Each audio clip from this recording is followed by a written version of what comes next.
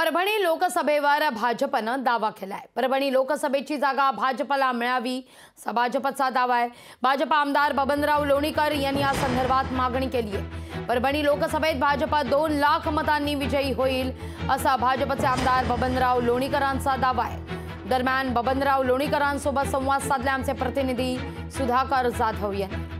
परभणी लोकसभा मतदारसंघामध्ये भाजपला ही जागा सुटावी अशी मागणी भाजप युवा मोर्चा प्रदेशाध्यक्ष राहुल लोणीकर यांनी केली आहे।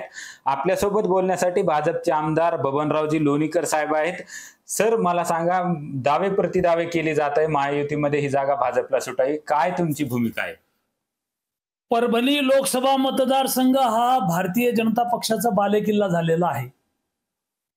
परतूरमध्ये मी आमदार आहे, जिंतूरमध्ये मेघनाताई बोर्डीकर आमदार आहेत, गंगाखेडमध्ये रत्नाकरराव गुट्टे आमदार आहेत, आमचे 3 आमदार आहेत, 17 जिल्हा परिषद सदस्य आहेत, 65 पंचायत समिती सदस्य आहेत, 92 कृषी उत्पन्न बाजार समितीचे सदस्य आहेत, सर्वाधिक जास्त सरपंच भाजपचे आहेत। भारतीय जनता पक्षानं प्रत्येक बूथ रचना केलेली आहे, प्रत्येक बूथवर काम केलेलं आहे। हा लोकसभा मतदारसंघ हिंदुत्ववादी आहे। 4 वेळा काँग्रेस पक्षाचा उमेदवार इथं पराभूत झालेला आहे। शरद पवारांच्या राष्ट्रवादी काँग्रेसचा उमेदवार 2 वेळा पराभूत झालेला आहे। त्यामुळे भारतीय जनता पक्ष या ठिकाणी 2 लाख मतापेक्षा जास्त मतानं जिंकू शकतो।